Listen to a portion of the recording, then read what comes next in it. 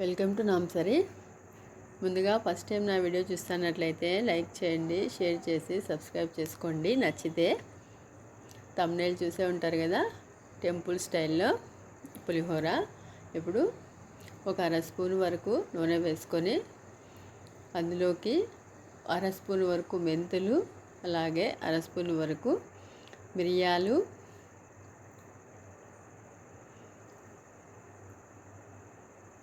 ఒక అర స్పూన్ ఆవాలు, అలాగే జీలకర్ర, కొద్దిగా ఎక్కువగానే వేసుకుంటున్నాను ధనియాలు, 1.5 స్పూన్ అలాగ వేసుకున్నా.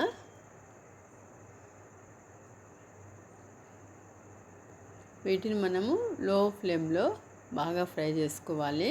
మంచి స్మెల్ వచ్చేంత వరకు మనము బాగా ఫ్రై చేసుకోవాలి. అలాగే ఇక్కడ ఎండుమిర్చి నేనైతే ఒక 3 వేసుకున్నాను ఇలాగ తుంచి. అలాగే కొద్దిగా కరివేపాకు.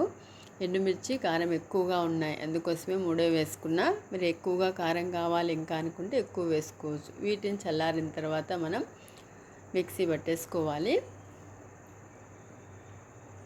అలాగే ఇప్పుడు మరొక అర స్పూను నూనె తీసుకొని ఇందులోకి చింతపండు గుజ్జు, నేను తీసుకున్నటువంటి చింతపండు గుజ్జు ఇది పులుపు ఎక్కువగా ఉంది, అందుకే నేను నాకు సరిపడలాగా తీసుకున్నా.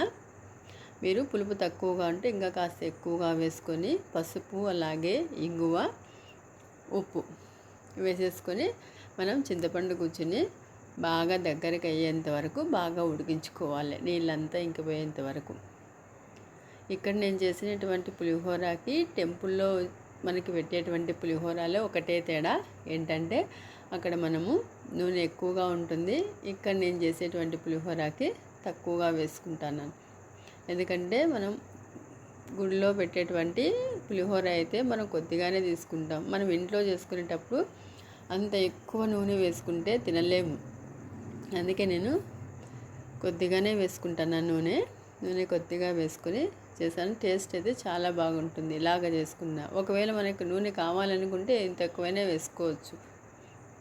చొండిలాగా చింతపండు గుజ్జు మొత్తం అంతా బాగా దగ్గరికి వచ్చేంత వరకు ఉడికించుకోవాలి.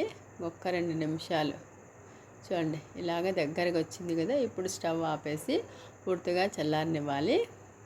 తిరిగి అదే కడాయిలోకి ఒక 2 స్పూన్ల వరకు తీసుకున్నాను నూనె. ఇందులోకి పల్లీలు వేసుకొని, అలాగే మినప్పప్పు, శనగపప్పు వీటిని మనం దూరగా వేయించుకోవాలి. కొద్దిగా ఆవాలు, జీలకర్ర 2 కలిపి వేసాను. అలాగే చిన్నగా కట్ చేసుకున్నటువంటి ఎండుమిర్చి ఇలాగ చిన్నగా కట్ చేసుకున్న మనకు కారంగా ఉండడం కోసం. అలాగే కొద్దిగా కరివేపాకు. ఇవన్నీ ఫ్రై అయిన తర్వాత కొద్దిగా పసుపు వేసుకోవాలి. ఇందులోకి పులిహోర మంచి కలర్ రావాలంటే పసుపు కూడా వేసుకోవాలి. వేసేసి ఇక్కడ నేను పచ్చి కొబ్బరి తురుము వేసుకుంటున్నా. చూడండి పచ్చి కొబ్బరి తురుము వేసుకుంటే మనకి మంచి టేస్ట్ వస్తుంది. మీ దగ్గర ఒకవేళ లేదు అనుకుంటే ఎండు కొబ్బరి అయినా వేసుకోవచ్చు. ఉంటే మాత్రం పచ్చి కొబ్బరి తురుము వేసుకోండి, చాలా బాగుంటుంది. పచ్చి కొబ్బరి తురుము వేసుకొని ఒక 5 నిమిషాలు ఫ్రై చేసిన తర్వాత కొద్దిగా ఇంగువ వేసుకొని ఫ్రై చేసేసుకోవడమే. ఇప్పుడు ఇందులోకి మనము ముందుగా ఉడికించుకునేటువంటి అన్నం పొడి పొడిగా ఉండాలి. అప్పుడే మనకి పులిహోర అనేటువంటిది కలపడానికి కూడా ముద్దగా కాకుండా పొడి పొడిగా ఉంటుంది. మరి కావాలనుకుంటే మీరు పూర్తిగా చల్లారనిచ్చుకోవచ్చు. ఇప్పుడు చూడండి చింతపండు గుజ్జు, అలాగే మనం మిక్సీకి వేసుకున్న పౌడరు మొత్తం అంతా వేసేసుకొని కలిపేసుకోవడమే.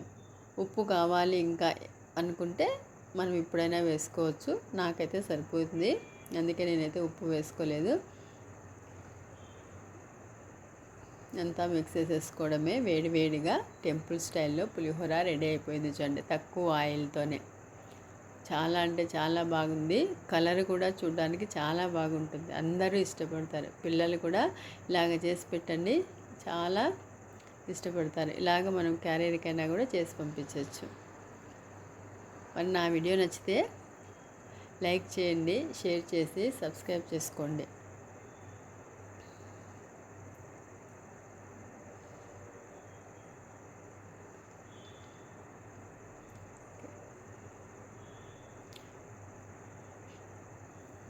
Thank you for watching.